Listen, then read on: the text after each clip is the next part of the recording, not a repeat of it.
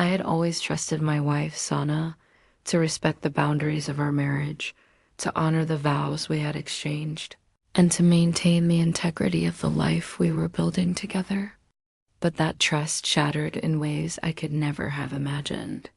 It started subtly, with small inconsistencies in her stories, unexplained absences, and a secretive phone that never left her side. I tried to ignore it at first, hoping it was paranoia, but the feeling of unease only grew heavier with each passing day. One afternoon, I received a call from a client she had been working with for months. They were polite, professional, and casual, but something in the conversation struck me as off. The client mentioned how nice it had been to host Sana at their house, praising her for her professionalism and charm. That should have been innocuous. But the way they said it, the slight pause, the nervous laughter, it triggered a spark of suspicion I could no longer ignore. I began investigating quietly, not because I didn't trust her professionally, but because I had a gut feeling that her personal integrity was in question. I reviewed messages she thought I hadn't seen. I noted her unusual absences, and eventually, I discovered the undeniable truth. She had been using the client's house as a secret rendezvous spot for her affair. The messages, photos, and location data left no room for doubt. My wife was cheating, and she was brazen enough to use a professional client's home to do it. When I confronted her, expecting maybe some denial, some flustered excuses, I was met with shockingly casual arrogance. She admitted it without remorse, framing it as a harmless fling, something separate from our marriage that didn't mean anything. Her words hit me like a punch to the chest. She didn't see the betrayal, the ethical violation, or the destruction she had caused. To her, this was just a side story, a thrill she could compartmentalize. I realized immediately that this was beyond forgiveness.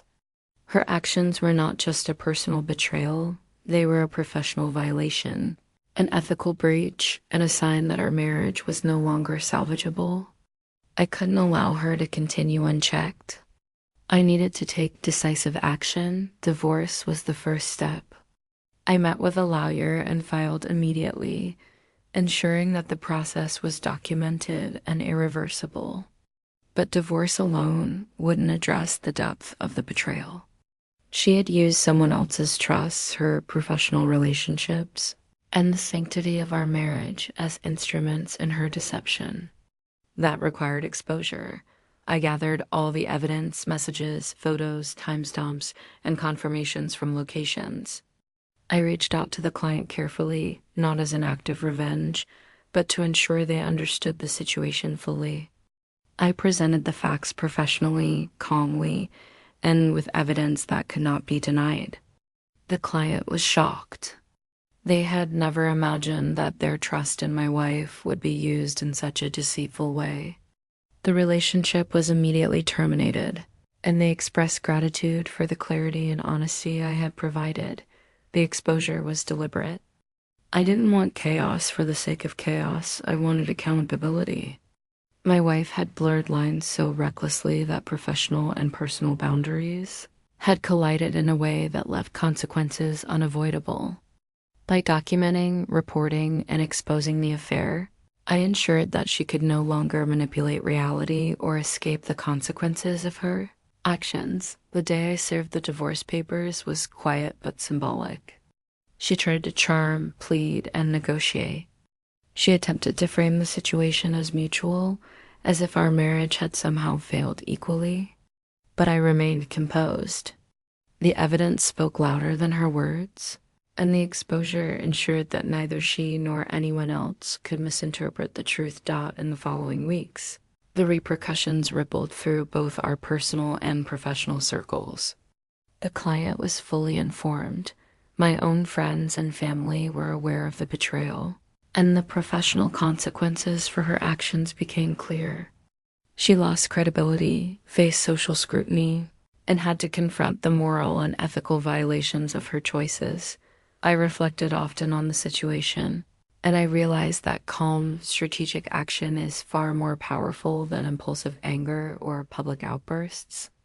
By documenting the betrayal, filing for divorce, and exposing the unethical behavior, I had taken control of the narrative. I was no longer a victim of deception. I was a person asserting boundaries, ensuring accountability, and reclaiming agency over my life. Sana attempted to reach out multiple times afterward, offering apologies and excuses. I refused.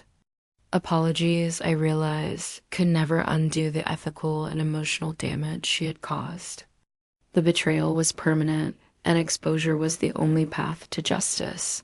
The experience also taught me a critical lesson. Betrayal is rarely contained to one aspect of life.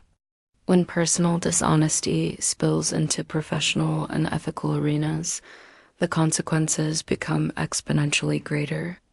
Those who manipulate trust and violate boundaries must be confronted decisively, with evidence and clarity to prevent further harm. By the end of the process, the divorce was finalized, and Sana's professional credibility had suffered irreversibly. She had underestimated the impact of her actions, the reach of exposure, and the consequences of intertwining betrayal with professional trust.